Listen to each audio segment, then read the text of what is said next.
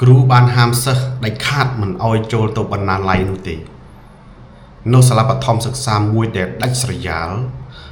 មានបណ្ណាល័យដែលទុកចោលដល់ចាស់ព្រោះទីនោះលោកនាយកសាលាគាត់ហាមដាច់ខាតមិនអោយសិស្សណាបើកទ្វារដើម្បីទៅអានសៀវភៅឡើយរឿងនេះអាចកំបាំងខ្លាំងណាស់អស់រយៈពេលជាច្រើនឆ្នាំបន្ទាប់ពីលក្ខណៈបានឡើងមករៀននៅអនុវិទ្យាល័យលក្ខណៈគឺជាមនុស្សដែលចូលចិត្តអានសៀវភៅច្រើនជាងគេនាងមិនអស់ចិត្តទេដែលលោកនាយកសាលាមិនព្រមឲ្យនាងចូលអានសៀវភៅក្នុងបណ្ណាល័យព្រោះអីនៅក្នុងបណ្ណាល័យនោះវាមានរឿងអាថ៌កំបាំងដែលគ្មានអ្នកណាដឹងទេថ្ងៃមួយលក្ខណៈដាច់ចិត្តចូលទៅក្នុងបណ្ណាល័យនោះម្នាក់ឯងដើម្បីអានសៀវភៅពេលដែលលក្ខណៈចូលដល់ក្នុងបណ្ណាល័យនឹងមានសៀវភៅជាច្រើននៅពេញទូនៅពេញតុទាំងអស់ហើយមានសភាពចាស់ចាស់ក្នុងចំណោមសៀវភៅទាំងអស់នោះលក្ខណៈឃើញសៀវភៅមួយប្លែកជាងគេដែលវាបានដាក់ទុកនៅលើតុដែលសម្រាប់អានហាក់បីដូចជាកំពុងរៀបចំឲ្យនរណាម្នាក់ទៅអានវាអញ្ចឹងលក្ខណៈក៏សម្រេចចិត្តជ្រើសរើសសៀវភៅមួយនេះដើម្បីអានរឿងដែលនឹកស្មានមិនដល់ពេលដែលលក្ខណៈចាប់ផ្ដើមអានសៀវភៅនោះនៅក្នុងទំព័រមួយបានប្រាប់ថាចូលកុំអានទំព័រចុងក្រោយបើមិនដូច្នោះទេអ្នកនឹងคล้ายជាខ្ញុំពេលដែលបានអានពាក្យនឹងភ្លាមលក្ខណៈចាប់ផ្ដើមមានអារម្មណ៍ថាគួរឲ្យព្រឺខ្លាចហើយឆ្ងល់កុំអានទំព័រចុងក្រោយបើមិនដូច្នោះទេអ្នកនឹងคล้ายជាខ្ញុំចឹងពាក្យនេះធ្វើឲ្យលក្ខណៈឆ្ងល់ជាខ្លាំងធ្វើឲ្យលក្ខណៈមិនអស់ចិត្តក៏សម្រេចចិត្តចូលអាននៅទំព័រចុងក្រោយ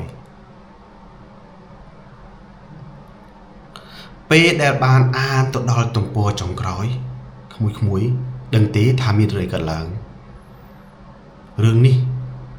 គឺរន្ធត់ណាស់ពេលដែលបានអានដល់ទំព័រចុងក្រោយលក្ខណៈក៏បានឃើញគេសរសេរថាមិត្តរួមថ្នាក់របស់នាងម្នាក់នឹងចាប់ផ្ដើមស្លាប់ម្ដងម្នាក់ពេលនោះលក្ខណៈបានឃើញបញ្ជីឈ្មោះរបស់មិត្តរួមថ្នាក់របស់នាងទាំងអស់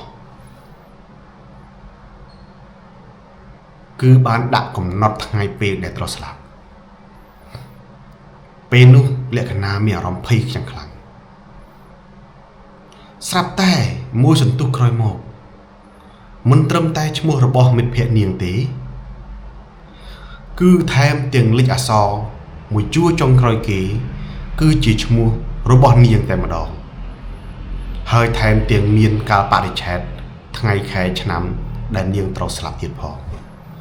រឿងនេះធ្វើឲ្យលក្ខណៈមានភាពតក់ស្លុតភ័យខ្លាចជាខ្លាំងមួយសន្ទុះក្រោយមកលក្ខណៈចាប់ផ្ដើមឮសំឡេងអ្វីដ៏ប្លែកនៅក្នុងបន្ទប់បណ្ណាល័យមួយនឹងសំឡេងនេះធ្វើឲ្យលក្ខណៈភ័យជាខ្លាំងហើយក៏ចាប់ផ្ដើមឮសំឡេងមួយនិយាយថា